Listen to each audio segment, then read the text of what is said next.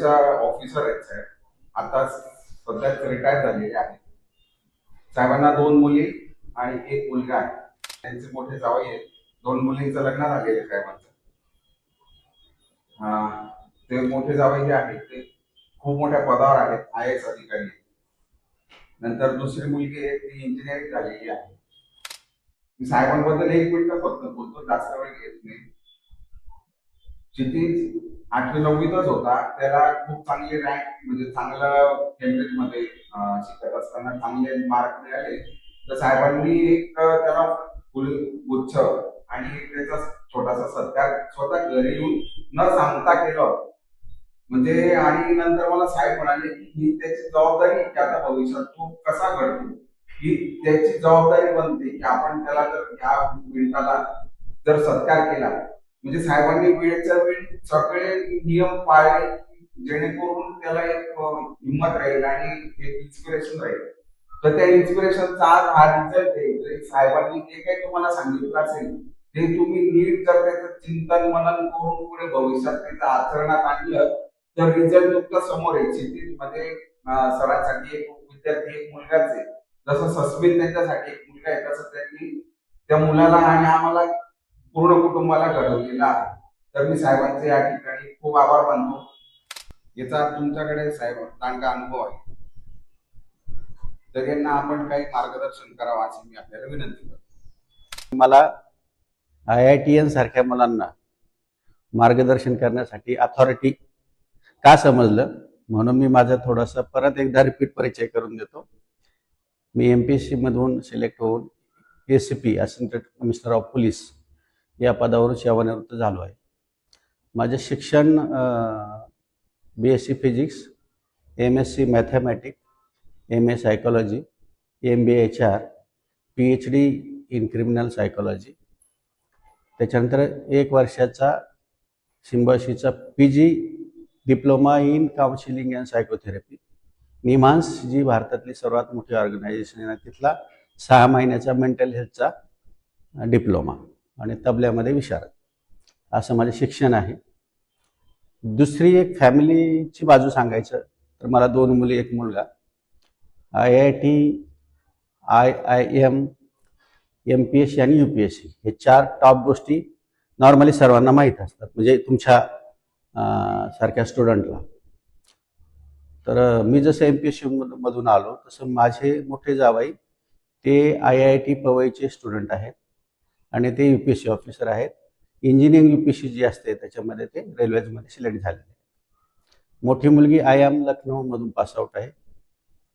मोठ्या जावई वेलिंगकरमधून gold medallist आहे आणि मुलगी वेलिंगकरमधून आहे, जावई JB मधून आहे आणि मुलगा IIT खरगपूरमधून पासआउट आहे आणि 2 वर्ष झालं तो बँगलोरला जॉबला आहे. तर आता तुम्हाला मार्गदर्शन करताना मी काही गोष्टी तुम्ही काय अचीव केलं आहे, म्हणजे मी पॉईंट्स वाईजच तुमच्याशी बोलेल की तुम्ही काय अचीव केलं आहे याचं पहिल्यांदा सांगतो तुम्हाला. KBC कौन बनेगा करोडपती हे सगळं तुम्ही पाहिलेलं असेल सर्वांनी. त्याच्यामध्ये 16 प्रश्न असतात. पहिला प्रश्न 1000 रुपयाचा असतो आणि शेवटचा प्रश्न कितीचा असतो? 7 करोडचा असतो. तर तुमचा आणि कॉमन BEच्या, म्हणजे जी BEला आता इतर ठिकाणी जाते, आणि IIT मध्ये काय फरक आहे? तर बाकीच्या मुलांनी 13व्या प्रश्नाचं उत्तर बरोबर दिलंय, म्हणजे 25 लाख रुपये मिळवलेले आहेत. तिथं मात्र ते थांबलेत जे BEला जाणार आहे. आणि तुम्ही मात्र 16व्या प्रश्नाचं उत्तर बरोबर दिलंय आणि तुम्ही 7 करोड मिळवलेले आहेत आणि तुम्ही IITला जात आहेत. हे सोप्या भाषेत काय सांगितलं, इतका मोठा डिफरन्स, एवढं मोठं अंतर तुम्ही आत्ताच क्रॉस केलेलं आहे त्यांच्या आणि तुमच्यामध्ये. आता त्या अंतराची जी स्पर्धा आहे ते निघालेलं आहे पुण्याला वन वेने, ज्याच्यामध्ये ट्रॅफिक लागणार आहे, आणि तुम्ही निघालेले आहात एक्सप्रेस वेने. आता तरी सुद्धा ते लवकर पोहोचू शकत नाहीत का? पोहोचू शकतात. आणि तुम्ही मागे पडू शकत नाही का? मागे पडू शकतात. ह्यासाठी हे सेशन आहे की तो जो स्पीड तुम्ही पकडलाय तो मेंटेन कसा करायचा. त्याच्यामध्ये दुसरा पार्ट, आता परत तेच केबीसीचं मी उदाहरण देतो, फक्त बीए आणि IITची मी तुलना केली. आता तुमचीच तुलना तुमच्याशी करतो. परत तुम्हाला 7 करोडवरून परत खाली आणतो. खाली कुठे आणतो की तुम्ही आता जे अचीव केलंय, जे तुमच्या मनामध्ये ते पाहिजे. मी तुम्हाला एक जी काही सामाजिक सिच्युएशन आहे त्याची जाणीव करून दिली की तुम्हाला काय मिळाले. पण आता परत तुम्हाला खाली यासाठी आणायचंय की तुम्ही तोच भाव मनामध्ये घेऊन तो जर कंटिन्युअस जर आपण वावरत राहिलो तर कदाचित परत एकदा जिंकलेल्या पहिलवानासारखं तो चावडीत बसून राहिला आणि त्याने जर काही प्रॅक्टिस केली नाही तर फेल्युअर येण्याची शक्यता असते, हिंद केसरीला सुद्धा. म्हणून तुम्हाला परत मी आता केबीसीच्याच प्रश्नावर आणून खाली आणतो. तुम्ही आता जे तुमच्यामध्ये अचीव केलेले IITians मध्ये, बीएशी तुलना नाही, तर तुम्ही पहिले 10 प्रश्न बरोबर सोडवलेले आहेत केबीसीचे. जर ते सोडवले नसते, म्हणजे 11वी 12वीला जर तुम्हाला डिस्ट्रॅक्शन आलं असतं, तुम्ही नको त्या गोष्टींकडे वळाले असते, तर साप शिडीच्या खेळासारखं तुम्ही कुठं असते, झिरोवर परत आले असते.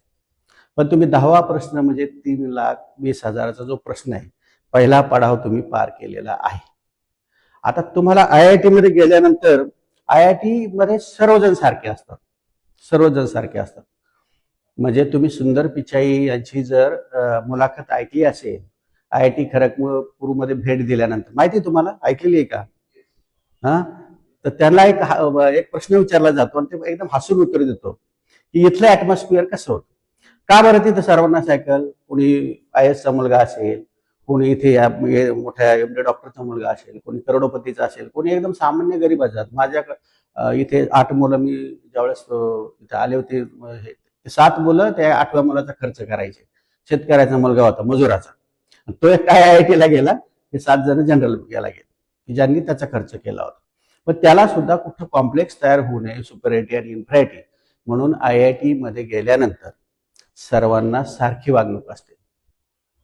मी IIT कॅम्पसमध्ये सुद्धा 3 दिवस राहून आलेलो आहे. सर्वांना सायकल असते, त्याच्यामुळे सर्वजण समान पातळीवर येतात. परंतु तिथे एक्सप्लोअर होण्यासाठी खूप मोठी संधी असते. सुंदर पिचाई यांचं जर सध्याचं तुम्ही पॅकेज पाहिलं तर 1,000 करोड रुपये पॅकेज आहे. 2 जेट विमानं स्टँड बाय असतात त्यांच्यासाठी. माहिती आहे तुम्हाला हे सगळं? इतकं मोठं. बरं, ट्रेड जर विचार केला, IIT मध्ये तुम्ही कुठल्या स्ट्रीमला गेले त्याला काही तुम्ही फार मॅटर सध्या मानू नका. सुंदर पिचाईच्या ट्रेड आहे मेटलर्जी. तरी सुद्धा त्यांनी करिअर कशात केलं? त्याचं कारण असं की तिथे तुम्हाला तुमचं केमिकल इंजिनिअरिंग असेल, मेकॅनिकल इंजिनिअरिंग असेल, कुठलंही असेल, पण तुम्हाला ज्याच्यामध्ये आवड आहे ते तुम्हाला करता येतं. असं IIT मध्ये एक वेगळी सुविधा आहे. आणि म्हणून तुम्ही तिथे अजून काय आहे, मी कॅम्पस सगळा फिरलो मुलामुळे, मला सगळ्या गोष्टी इंटरनल म्हणजे थेरॅटिकल आणि प्रॅक्टिकल सर्व गोष्टी माहिती आहे की जगामध्ये ज्या गोष्टी उपलब्ध असतात पूर्ण जगामध्ये, त्या सर्व गोष्टी तिथे उपलब्ध आहेत आतमध्ये. म्हणजे तुम्हाला स्पोर्ट्स क्लब आहे, तर जगातले सर्व स्पोर्ट्स तिथे उपलब्ध आहे. म्युझिक क्लब असेल तर तुम्हाला तबल्यापासून हार्मोनियम पासून तर जगातले सगळे इन्स्ट्रुमेंट शिकण्याची संधी तिथे आहे. इतर ज्या गोष्टी आहेत, तुमच्या हॉबीज असतील, तुम्हाला जे काही करायचे ते सर्व त्या ठिकाणी उपलब्ध आहे. मग हे सगळं करत असताना तुम्हाला मग तुमचं स्टडी पण करायचं आहे. तिथे गेल्यानंतर महिन्यामध्ये तुम्हाला या सगळ्या गोष्टी कळतीलच. त्याच्यामध्ये सिनियर जी लोक असतात ती काही लोक जे सांगतात ते सर्व, आता जनरली आपला भाव असा असतो तिथे गेल्यानंतर की सिनियर जे असतात ते सांगतात ते सर्व बरोबर आहे, अशा थॉटने आपण तिथे जातो. पण बऱ्याच वेळा आपलं एक अंतर्मन असतं, आपले एक इंटरनल देवता असते, त्याला स्मरून तुम्हाला तिथे एंट्री करायची, काम करायचं, ऐकायचं, विरोध करायचा नाही, पण आपण काय करायला पाहिजे आणि काय नाही करायला पाहिजे. Don't say yes when you want to say no. एक चांगलं पुस्तक फार पूर्वी आलेलं आहे. तर जिथं नाही म्हणायचे तिथं आतून नाही म्हणा, समोर नाही जरी म्हणले तर आतून मात्र नाही म्हणा. कारण अशी पण बरीच उदाहरणं आहेत. कारण तुम्ही आता ज्या विमानात बसलात ते तुम्ही नाशिकहून दिल्लीचं विमान पकडले, पण तिथं अजून काय आहे? तुम्ही सांगितलं की एवढ्या सगळ्या सुविधा आहेत, तिथं ड्रिंक्सची सवय लागू शकत नाही का? ती पण लागू शकते. तर त्यांनी भलेही करिअर खूप उच्च प्रतीचं मिळवलंय, परंतु त्यांचं विमान दिल्लीला जाण्याऐवजी 1 डिग्री टर्न होऊन चेन्नईला उतरलं. म्हणजे काय की त्यांना तिथे सबस्टन्स ॲब्यूज किंवा सबस्टन्सची सवय लागल्यानंतर ती संपलेली नाही. आपल्याला जे मिळतं त्याचा अल्टिमेट रिझल्ट काय आहे, अल्टिमेट गोल काय आहे तुमचा? तुम्हाला यश पाहिजे, यश मिळालं तर सुख पाहिजे, सुख मिळालं तर आनंद पाहिजे, आणि आनंद मिळाला तर समाधान पाहिजे. पण ह्या 4 गोष्टीला जर एखादी गोष्ट बाधक होत असेल, तुम्ही पॅकेज मिळवलं 10 करोडचं, पण तुम्हाला ॲडिक्शनची सवय लागली एखाद्या कुठल्या तरी ड्रगची आणि ती शेवटपर्यंत सुटली नाही, तर तुम्ही अल्टिमेट काय मिळवलं? हा त्या ठिकाणचा प्रॉब्लेम आहे. मग तुम्हाला त्या ठिकाणी तुम्हाला अकॅडमिक प्रेशर असणार आहे, प्लेसमेंटची अँझायटी असणार आहे. ह्या सगळ्या गोष्टी तुम्हाला तिथं फेस करावं लागणार आहे. पण मग हे करताना तुम्हाला तुमचा टाइम, कारण त्या ठिकाणी आता परत तुम्हाला सगळे सांगतील की तुम्ही आता 2 ते 2.5 वर्ष इकडं IITचा स्टडी केला, मग आता तिथे गेल्यानंतर परत तेच का? तिथे गेल्यावर परत आता रात्रंदिवस जागायचंच का? आणि तिथे एवढा तुम्हाला वर्क प्रेशर असतो. आपल्या बरोबरीची मुलं खूप रिसर्चमध्ये वेगवेगळं करत असतात. काही काही मुलं तिथेच स्टार्टअप करतात. सगळे जॉबसाठीच कोणी UPSC साठी जातं, कोणी जॉबसाठी हे करतं, कोणी स्टार्टअप तिथूनच करतात. कारण इतकी ब्रिलियंट मुलं असतात. समजा एखाद्या मुलाचं काही डिस्ट्रॅक्शन झाल्यामुळे 11वी-12वीला त्याला जो पाहिजे तो स्कोर आला नाही, त्याची ॲबिलिटी उच्च होती, पण त्याच्या एखाद्या दुसऱ्या स्ट्रीमला नंबर लागला, याचा अर्थ तो कमी नसतो. तेवढ्या पुढच्या डिस्ट्रॅक्शनमुळे तो तिथे गेलेला असतो. पण तिथे गेल्यानंतर तो अशी मुलं मला सस्मितनी सांगितली की ते असं विचारतात, चालू असतं त्यांचं काहीतरी रिसर्च चालू, इकडे स्पोर्ट्स चालू, हॉबीज चालू, बाकीच्या सगळ्या गोष्टी चालू, आणि रात्री 1-1 वाजता त्यांनी विचारलं, अरे उद्या काही पेपर वगैरे काय एखादा?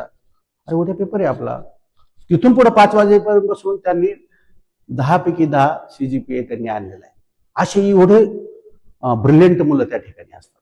तर अशा मुलांच्या मध्ये तुम्ही ज्यावेळेस पडता त्यावेळेस तुमचे निश्चित तुम्हाला, आपण म्हणतो की समानशील व्यसनशी सक्षम, तुम्ही एकत्र ज्यावेळेस राहता त्यावेळेस तुमच्यामध्ये सुद्धा त्या गोष्टी यायला सुरुवात होते आणि एक सामान्य मुलगा फार मोठा त्या ठिकाणी व्हायला लागतो. मग तुम्हाला त्या ठिकाणी मोठं होताना, त्या ठिकाणी सगळं करताना पहिलं तर तुम्हाला ह्या गोष्टी डिस्ट्रॅक्शन पासून दूर राहायचंय. इतर लोक करतात म्हणून आपण करायचं असं नाही. आता काय करायचं, गेल्या गेल्या महिन्याभरात तुम्हाला गोष्टी येतील, कारण तिथलं सगळं ऍडमिनिस्ट्रेशन, इंडियातली कुठलीही IITची जर तुम्ही कॅम्पस पाहिला, त्या ठिकाणी सगळ्या ठिकाणी सारखंच ॲटमॉस्फिअर आहे, सगळ्या ठिकाणी सारखी सिस्टीम आहे, कारण ते गव्हर्नमेंट त्या ठिकाणी एक प्रोटोकॉल सेटअप केलेला असतो. ती मुलंच तुम्हाला रूम अलॉट करणार, ती मुलंच मेसचा मेनू ठरवणार. म्हणजे सिनियर जी मुलं असतात त्यांचं एकंदरीत एकत्र नियोजन असतं. म्हणजे तुम्हाला आता गेल्यानंतर समजा 2 किंवा 3 जण मिळून एक रूम भेटेल, दुसऱ्या वर्षी 2 जण मिळून, तिसऱ्या वर्षी तुम्हाला इंडिपेंडंट रूम भेटेल. म्हणजे तो जो प्रोटोकॉल आहे तो तिथे सर्वच IITs मध्ये सेम असतो. पण बरेच काही मुलं, काही सिनियर्स असे सांगतात की काही CGPA एवढा मॅटर करत नाही, आपण बाकी रिसर्च, बाकीच्या हॉबी, स्पोर्ट्स, इथं अदर ॲक्टिव्हिटीजमध्ये जास्त आपण एक्सप्लोर केलं पाहिजे, स्वतःला जास्त इन्हान्स केलं पाहिजे, आणि हाऊस मजा मस्ती करत करत आपण मजा मस्ती ठीक आहे. पण मी फक्त एकच सांगेल की जे ॲब्यूज आहे किंवा सबस्टन्स ॲब्यूज आहे, कुठलं आहे, ड्रिंक्स असेल, काय असेल, किंवा जे फिजिकल आणि मेंटल हेल्थला बाधक गोष्टी असतात, काही ड्रिंक्स म्हणजे कुठल्या साध्या ड्रिंक्स सुद्धा, ज्या एनर्जी ड्रिंक्स असतात, त्या पण आपल्या बॉडीला हानिकारक होतात. कारण आपल्याला खूप लॉंग टर्मची रेस जिंकायची असते. त्याच्यामुळे त्या ठिकाणी तुम्हाला ह्या गोष्टीला सांभाळून राहावं लागेल. एंट्री केल्यापासूनच तो थॉट डोक्यामध्ये ठेवावा लागेल. कारण आपण रिलेक्टंट राहिलो आणि पुढे पुढे चाललो. त्या ठिकाणी एक कॉन्सेप्ट आहे, सगळ्याच IIT मध्ये ते ऐकायला मिळेल तुम्हाला. तुम्ही जर सुरुवातीपासून जाऊन जर दररोज 1 तास स्टडी करायचं कंपल्सरी ठरवलं, जे अकॅडमी जी तुमची स्ट्रीम आहे त्याच्या 1 तास स्टडी, बाकी सगळं इतर गोष्टींसाठी, तर होतं काय की तिथे लोक असे एक मग्गू म्हणतात. मग्गू काय रे? मग्गू म्हणजे, मग्गू म्हणजे घोकंपट्टी करणारा, म्हणजे बगअप करणे, म्हणजे घोकणे. तर अशा मुलाला मग्गू म्हणतात आणि तो टीजिंग केल्यासारखं होतं आणि मग तो त्याच्यासारखं वागायला लागतो. पण तीच मुलं ज्यावेळेस एंडला तुमचा 9+ CGPA असतो आणि तुमचे कॅम्पस, आता मला सांगा तुमच्यामधून आता परत तुम्ही मुलं आहात, आता कोणाला 5 करोडचे पॅकेज द्यायचे, कोणाला 2 करोडचे द्यायचे, कोणाला 1 करोड द्यायचे, कोणाला 50,000 द्यायचे, 14 लाखाचे द्यायचे. मग आता तुमच्या डिफरन्शिएट कसं करायचं? तुम्ही सगळे ब्रिलियंट आहात, तुम्ही सगळे IITian आहात. मग कंपनी त्यावेळेस इतकं सगळं तुमचा डेटा घेऊन त्याचं अनालिसिस करत बसत नाही.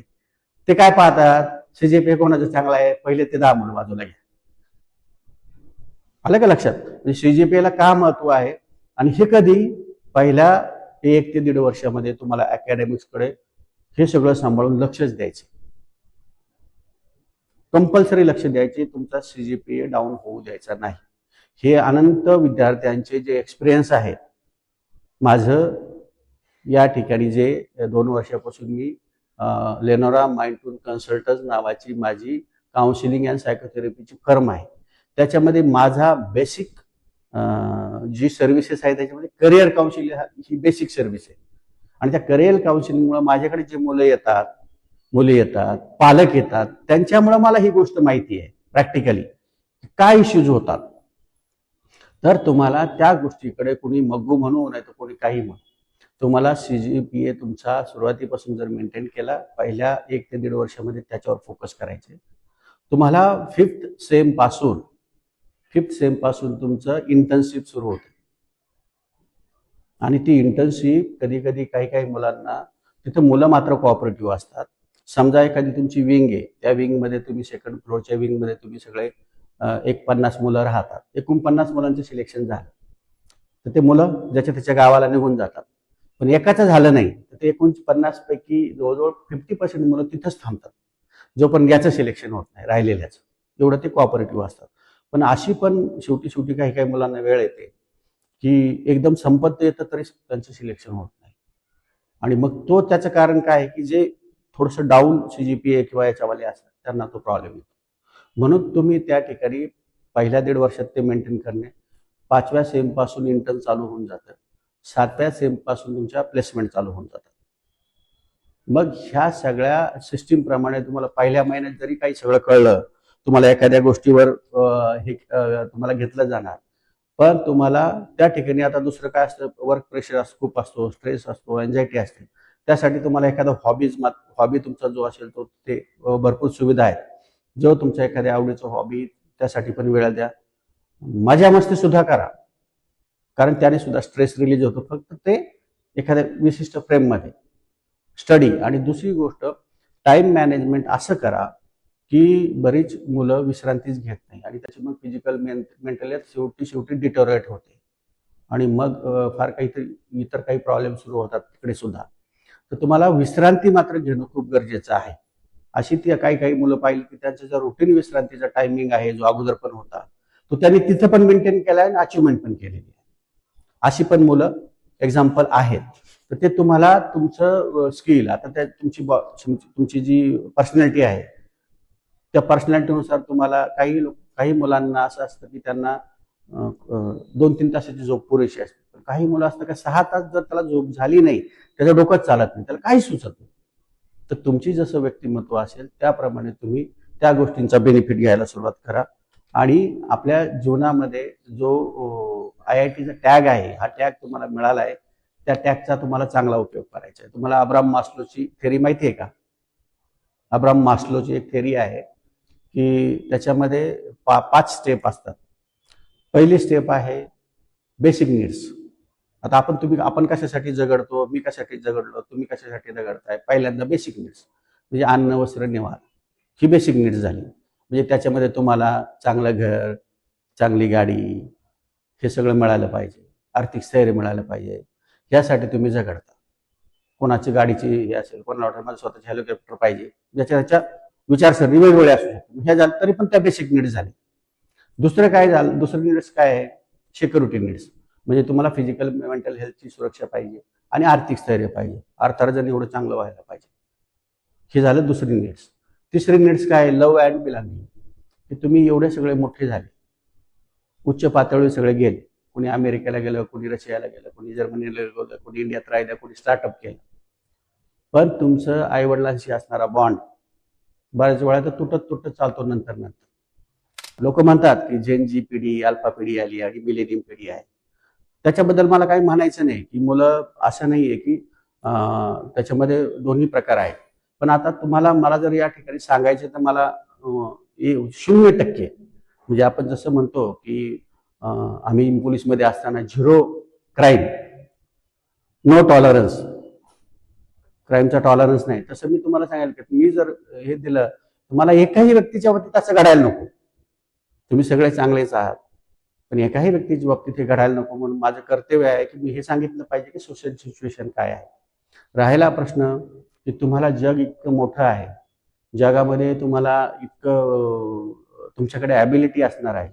तुम्ही आज एका छोट्या व्यक्तीचं मार्गदर्शन तुम्ही आज ऐकताय, आज तुम्ही कदाचित तुम्हाला देशाचे पंतप्रधान बोलवतो की ह्या सिटीमध्ये असं प्लॅनिंग करायचं आहे. आता बँगलोरच्या सिटीचं ट्रॅफिक मॅनेजमेंट करायचं होतं, तर मोदी साहेबांनी IITचे मुलं बोलवली, त्यांना ते सगळं एक्सप्लेन केलं आणि त्यांच्याकडे महिनाभराचा वेळ दिला आणि त्यांनी त्याच्यामध्ये आयडिया काढली. कारण जगामध्ये जे जे नवीन इन्व्हेन्शन होत आहे, ज्या ज्या गोष्टी होत आहेत, इलॉन मस्क तुम्ही पाहताय, कुठले काय स्वप्न चालू आहेत, ट्रिलियन, त्याचा आपल्याला आकडा पण मोजता येणार नाही अशा प्रकारचं हे आहे. अशा प्रकारचे तुम्ही आहात. पण हे सगळं करत असताना आपण एक ह्युमन बिईंग आहोत. AI ला इमोशन नाही, आपल्याला इमोशन आहे. आपल्या सगळे जे 6 इमोशन्स आहेत ते आपल्या शाबूत पाहिजे. 5 सेन्स असतात आपल्याला, ते 5 सेन्स आपले शाबूत पाहिजे. आणि असं करत करत आपल्याला जीवनात मध्ये किंवा आता बेसिकली मी फक्त लिमिटेड स्कोपमध्येच बोलतोय की IIT मध्ये प्रवेश करणे, IITतून ते प्रोडक्ट बाहेर पडणे, माझा कन्सर्न एवढाच आहे. आणि ह्यासाठी तुम्हाला मी हे जे सांगितलं की त्याच्यामध्ये तुम्हाला ह्या सगळ्या गोष्टी, मला जो काही थेरॉटिकल आणि प्रॅक्टिकल एक्सपिरियन्स आहे त्याच्यानुसार सांगितलं. कारण आता जावई आणि मुलगा IIT आहे, त्याची थोडी मला माहिती आहे. त्याच्या पुढे IIT मुलं बरेचशी MBA पण करतात, तर विशेषतः IIM मधून करतात, काही फॉरेन मधून करतात. IIM मधून पण माझी मोठी मुलगीच आहे. ह्या सगळ्या गोष्टीचं मोठे मोठे पॅकेज असणारे पण जवळचे आमचे हे मुलं आहे. कालच माझ्या मेहण्याचा मुलगा IIM बँगलोरमधून हे झाला, त्याला ॲक्सेंचरमध्ये मोठ्या पॅकेजवर PPO मिळाला. कालच मी स्टेटस ठेवलं होतं, अभिनंदन केलं होतं. पण त्यांनी 12वी नंतर त्याचा टावस होता की मला मेकॅनिकलच घ्यायचं. सगळे विरोध करत होते CS घे, पण त्याला आवड त्याच्यातच होती. त्याच्यानंतर नेमकं रेजिस्ट्रेशन आले आणि जॉब त्याला मिळाला नाही. मग दुसरा आमचा जो मुलगा होता, मग त्याचे पालक म्हणे बघा आम्ही सांगितलं होतं CS घे, त्यांनी घेतलं नाही. पण आज असं झालं की त्यांनी त्याच्यानंतर IIM मधून ज्यावेळेस PPO मिळाला, ह्याला जे पॅकेज आहे त्याच्या दुप्पट पॅकेज त्याला मिळालं. आता पॅकेज हा मॅटर फक्त इथं हे करत नाही, कारण शेवटी असं आहे की आपण असं म्हणतो की पॅकेज पॅकेज पॅकेज काय, पण कुठलीही फिलॉसॉफी खाली पेट चालत नाही. शेवटी आर्थिक गरज, त्याशिवाय सुख समाधान मिळत नाही. ते मात्र आपण म्हणतो, बरेच लोक वेगळं तत्वज्ञान सांगतात, ठेवले आनंद तशीच राहावे, चित्ते असू द्यावे समाधान, तो काढा झोपा बिंदास, असं नाहीये. त्याची गरज ही पडतेच, ती गरज असतेच. आणि म्हणून तो पहिला मुद्दा आपण एकदम व्यवस्थित ठेवला पाहिजे. सुख समाधान इंडला कधी मिळतं, हे सगळं तुमच्याकडे असेल तर. मी काय एवढं आज तुमच्याशी एकदम छानपैकी गप्पा मारतोय. दोन्ही मुलींचे लग्न झाले, मुलगा IIT जॉबला आहे, मी रिटायर्ड झालो, पेन्शन आहे, निवांत आहे, सगळं झालंय.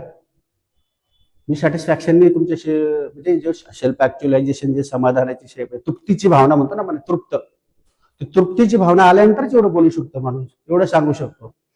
त्या भावनेपर्यंत, त्या स्टेजपर्यंत तुम्हाला पोहोचायचं. आणि मग तिथल्या आतल्या ज्या गोष्टी आहेत, मी काही फार सांगणं असं नाही, पण तो अवेअर यासाठी करायचं की बऱ्याच वेळा तो कालावधी इतका फास्ट निघून जातो, कळत नाही माणसाला की कधी तो IITचे दिवस संपतील, कधी आपण ती CGPA मेंटेन केला नाही, नको ह्या गोष्टीत अडकलो, त्या गोष्टीत अडकलो. तिथे तुम्हाला खूप एक्सप्लोर होणाऱ्या संधी असतात, त्या करायच्याच आहेत तुम्हाला. पण ज्या डिस्ट्रॅक्शन आणणाऱ्या गोष्टी त्या फक्त टाळायच्या. तुम्हाला बाकी तिथे सोशल फंक्शन्स असतात, त्याच्यात पण भाग घ्यायचाच आहे. सगळे मुलं खूप छान छान तिथे असतात, म्हणजे ॲटमॉस्फिअर खूप चांगलं आहे. फक्त सुंदर पिचाई जसं म्हटलंय, त्यांना एक प्रश्न विचारला की इथली आठवण काय सांगा, मेसची आठवण काय सांगाल? तुम्ही तो इंटरव्ह्यू पाहिलाय ना तुम्ही? तर तर ते हसून त्यांनी उत्तर दिलेले, कहा सांबार और कहा दाल. सांबार आणि दालचा फरक समजत नाही. म्हणजे तिथलं मेस जे आहे, तुम्ही म्हणाल की आता तिकडे चाललो, मग एकदम एसी रूम, मग एकदम भारी, असं काही नाही. ते तुम्हाला ऍज इट इज सगळीकडे जसं आहे तसंच तुम्हाला तिथे असणार. ते तुम्हाला कॅरी करत करत पुढे जाणार. आणि बरेच मुलं तर एंट्री करताना जो ड्रेस घातलेला असतो, नाईट ड्रेस, पास आउट होताना तोच असतो अंगावर. इतकं बिजी असते तिथे. म्हणजे त्यांना सकाळची आंघोळ संध्याकाळी करतात मुलं तिथे. कंटिन्युअस बिजी असतात. जे शेड्यूल मेंटेन करतात ते हे होतात. परंतु तो पार्ट त्या ठिकाणी काही फार मॅटर करत नाही. तुम्हाला जो पार्ट मॅटर करतो तो हा आहे की तुमच्या स्टडी हॅबिट्स तुम्ही मेंटेन ठेवणे, तुमचा CGPA मेंटेन ठेवणे, तुमच्या हॉबीज मेंटेन ठेवणे, तुमचा विश्रांतीचा वेळ व्यवस्थित ठेवणे, त्यासोबतच तिथे जे काही रिसर्च बेस्ड गोष्टी चालतील त्या तुम्ही आत्मसात करणे. आणि ह्या सगळं केल्यानंतर मग तुमचं जे प्रॉडक्ट बाहेर पडेल IITचा लास्ट तुमचं PPO मिळेल, किंवा काही काही समजा तुम्ही स्टार्टअप करणार किंवा जॉब मिळेल.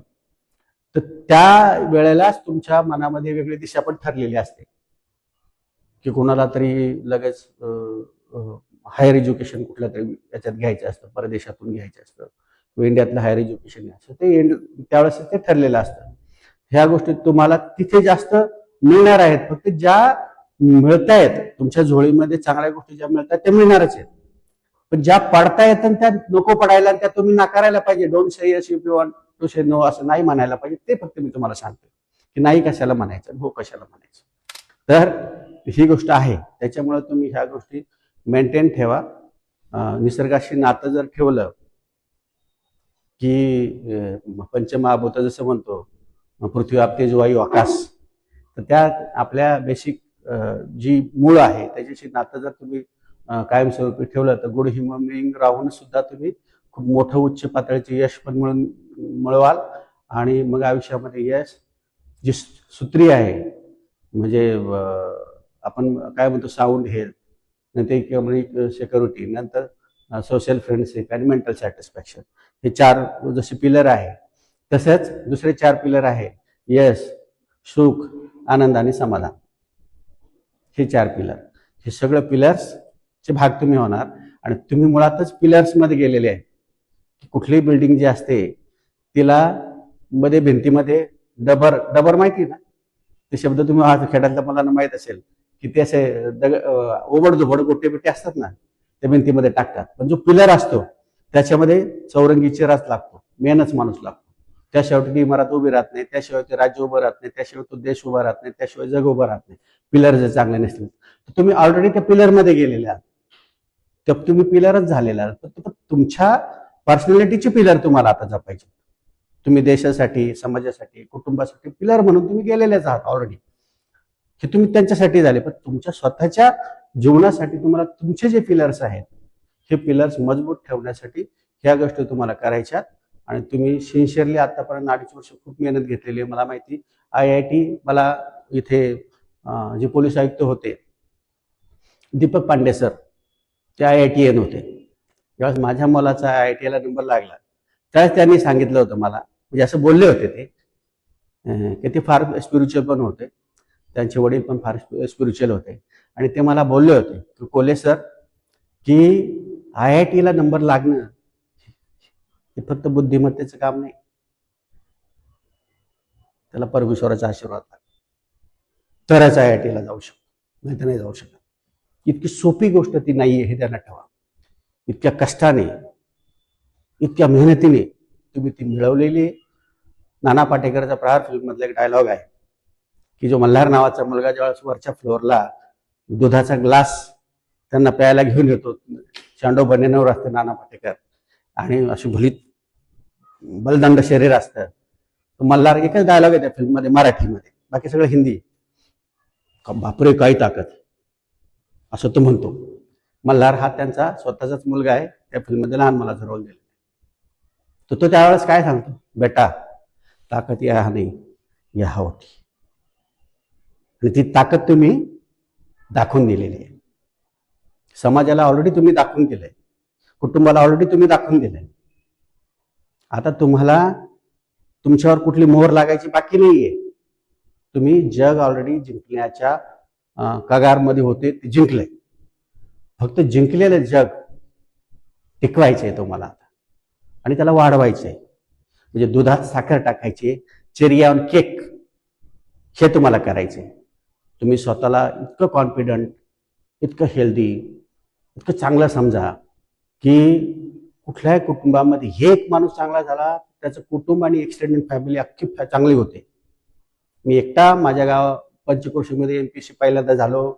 अख्खं गाव पुण्यवान, अख्खं परिसर पुण्यवान झालं. पुण्यवान म्हणजे काय, माइंड करायला लागले लोक, माझ्याकडे रोल मॉडेल समजायला लागले, त्याच्यातून एक्सप्लोर झाले. तसं तुमच्याकडे पाहून तुम्ही फार मोठं काम केलेलं आहे. स्वतःची नुसती प्रगती नाही केली तुम्ही इथं मिळून, तुम्ही एक समाजाला दिशा दाखवून दिली. तुम्ही आज समाज बदलवणार आहे, तुम्ही आज देश बदलवणार आहे, तुम्ही एखाद्या देशाला चांगली टेक्नॉलॉजी आणणार आहे, देशाला पुढे नेणार आहे. इतकं मोठं तुम्ही काम केलेलं आहे. आता ते काम तुम्हाला तसंच टिकून ठेवायचे. त्याला कुठलं डिस्ट्रॅक्शन आणायचे नाही आहेत. भाग मिल्खा भाग फिल्ममध्ये तुम्ही पाहिलं त्याला डिस्ट्रॅक्शन येतं आणि मग टेम्पररी तो एक स्पर्धा हारतो, पाहिलं ना फिल्म पिक्चर, आणि मग त्याला ते सांगितलं जातं, अरे बाबा हे तुझं काम नाहीये. आणि मग म्हणजे 85 स्पर्धेमध्ये जवळजवळ 2-3 सोडल्या तर सगळे gold medal, continuous real story येते. तर त्या डिस्ट्रॅक्शन पासून तुम्हाला सावध राहायचे, त्या डिस्ट्रॅक्शनला झुगारून द्यायचे. कारण ऑलरेडी तुम्ही पुण्यात्मे, म्हणजे असं म्हणतात की प्रत्येकामध्ये परमेश्वरी अंश असतो. हा सोल म्हणजे परमेश्वरी अंश आहे. म्हणजे त्याच्यामध्ये रेफरन्स जर द्यायचं म्हटलं, E=mc². Energy cannot be created, cannot be destroyed. Energy ही निर्माण पण केली जात नाही, लोप पण पावती तेवढीच राहते. म्हणजे हा सोल, एनर्जी म्हणजे हा सोल. त्याला भगवद्गीतेमध्ये काय म्हणलंय, नैनं छंदिती शस्त्राने नैनं दहती पावका. म्हणजे पाण्यात बुडत नाही, अग्नीने जळत नाही, तलवारीने तुटत नाही. तेच त्याला तुकाराम महाराज पुरा अभंगाच्या भाषेत काय सांगतात, न जळे न पुढे नो हे काही विष्ट या मृत आहे. इतके रेफरन्सेस स्पिरिच्युअल आहेत, सायंटिफिक आहेत. मग हा सोल ऑलरेडी तुमचा पुण्यात्मा, काहीतरी तुम्ही केले म्हणून तुम्ही वेगळे आहेत. म्हणजे किडामुंगीपासून तर ह्युमन बिईंग पर्यंत सगळं प्राणी मात्र आहे. आणि इमोशन्स नुसतं आपल्याला असतात नाही, प्राण्यांना पण असतात. तुम्हाला प्राण्यांचे परत वनस्पतींना इमोशन्स असतात. याच्याबद्दल तुम्हाला काही रिसर्च वाचलाय का तुम्ही कधी, तो तुम्हाला माहिती आहे का? जगदीश चंद्र बोस नावाचे आपले जे सायंटिस्ट होते इंडियातले, त्यांनी एक रिसर्च केला होता. आणि त्याच्यामध्ये फॉर एक्झाम्पल सांगतो, त्यांनी जे जसा रिसर्च केला तसं सांगण्यामध्ये त्याचं एक्झाम्पल स्वरूपात सांगतो की इकडे एक गुलाबाचं फुल झाड, इकडे एक गुलाबाचं झाड, ह्या रूम मध्ये इकडे तेवढंच ऍटमॉस्फिअर टेम्परेचर, इकडे तेवढंच टेम्परेचर, याला तेवढंच माती, याला तेवढंच माती, याला तेवढंच खत, याला तेवढंच खत, याला तेवढंच पाणी, याला तेवढंच पाणी. इकडे फक्त भेसूर संगीत, इकडे भेसूर संगीत लावलं, इकडे चांगलं संगीत लावलं क्लासिकल मस्तपैकी. इकडे दररोज जाऊन त्याला शिव्या द्यायचे, काय तू मान टाकली, तुला अक्कल नाही, कसा हे काय तू वाढत नाही काय. आणि इकडे त्याला स्तुती केली, हे टवटवीत झालं, वाढलं. आणि हे मात्र झाड मरून गेलं. म्हणजे त्याच्यावरून हे डिटेक्ट झालं की त्यांना सुद्धा इमोशन असतात, त्यांना सुद्धा भावना असतात, त्यांना सुद्धा प्रेम असतं, त्यांना सुद्धा इच्छा असते. ज्यावेळेस आपण 2 वर्षांनी कधीतरी घरात येणार, आजीला वाटतं माझा हात हातात घ्यावा, टच थेरपी, की तिचं 2 वर्ष आयुष्य वाढतं. डोक्याला वाटतं, पप्पांना वाटतं माझ्या डोक्याच्या केसातून याने हात फिरवावा.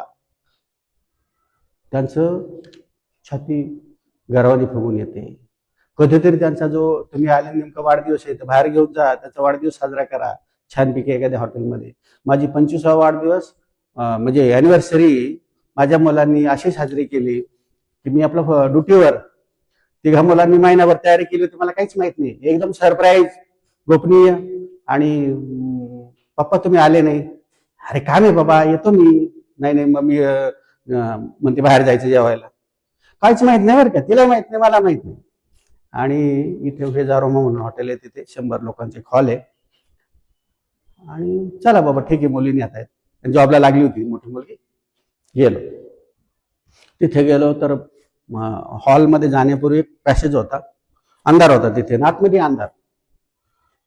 हॉलमध्ये गेलो, अचानक लाईट आली, वरून फुलांचा वर्ष दोघांच्या. आतमध्ये गेलो, अंधार, लाईट लागली. माझे सगळे जवळचे मित्र, माझे सगळे जवळचे नाते, माझी सगळे प्रेमाची मंडळी, अक्षरशः 5 मिनिट मी रडत होतो. हे मुलांनी केलंय, हे मला हवं होतं, ही समज त्यांना आली. आणि हे कलेने, चंद्राच्या कलेने, पौर्णिमेचा चंद्र तुम्ही होताना ह्या गोष्टी तुम्हाला विसरायच्या नाही, ह्या गोष्टी तुम्हाला सोडायच्या नाही, हा बॉन्ड तुम्हाला तुटू द्यायचा नाही. तर हे इम्पॉर्टन्स ठेवून तुम्ही स्वतःला एक्सप्लोर करा. या दिवशी माझ्या अल्पमतीप्रमाणे आणि एक्सपिरियन्सप्रमाणे मला जेवढं तुम्हाला बोलावंसं वाटलं, एक जनरल फॉर्मल डायलॉग मला करावा वाटला, तो मी केला. तुम्ही तुमच्या जीवनामध्ये यश मिळवणारच आहात. त्या यश मिळवण्यासाठी तुम्हाला खूप खूप शुभेच्छा. एंडला हे परत एकदा चतुसूत्र सांगेल की तुमचं मेंटल आणि फिजिकल हेल्थ जपा. हा झाला साऊंड हेल्थचा.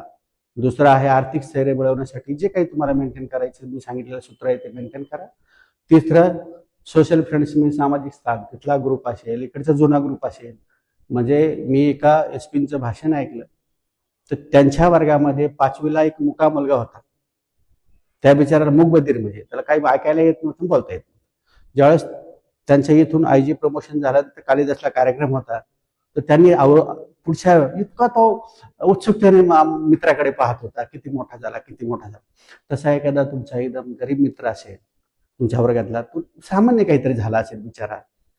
एक उन्हाळा दिवस अशोक सराफ तुम्ही पाहिला असं नसेल तर पाहून घ्या, की तो एकदम अब्जा दिसतो आणि त्याला माहित नाही, तो आपल्या रस्त्याने जातो आणि त्याचा जो डील करण्यासाठी आलेला एक परदेशातला माणूस म्हणतो, अरे आपली गाडी बहुत अच्छी आहे, मुझे दे दो.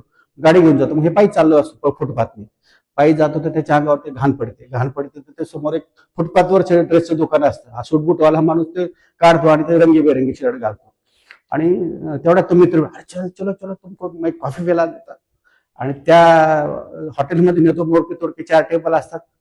ए साहब आज कॉफी दे ना, तू क्या कर रहा है, कोई कमाता के नहीं कुछ, त्याला म्हणतो बरं का बेटा, करोडपती माणसाला तो छोटा म्हणून. मेरा 600 रुपये इन्क्रीमेंट हो गया, मैंने फॅन लाया आज, मैं मिसेस को लाने वाला हूं. इतका आनंदी असतो एकदम सामान्य माणूस. आणि त्याला ते पाहून कळतो आपण अब्जावधीच झालो पण आनंदीच नाही. आणि हा सामान्य माणूस आनंदी. तिथून त्याला कळतं की एक उन्हाळा दिवस पण आपल्या लाईफमध्ये असला पाहिजे. कधीतरी गावाकडे आले की त्या गरीबाच्या मुलाला गाडीच्या, तुमच्या एसी गाडीच्या खाली उतरून त्याच्याशी पण का पाठीवर ठेवला पाहिजे, बोललो कसं चाललंय तुझं, विचारलं पाहिजे.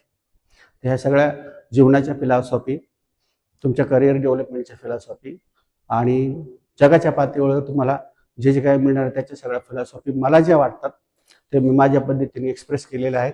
तर त्या तुम्हाला अपील झाल्या असाव्यात असं मला वाटतं. आजचं स्पीच या ठिकाणी मी क्लोज करतो.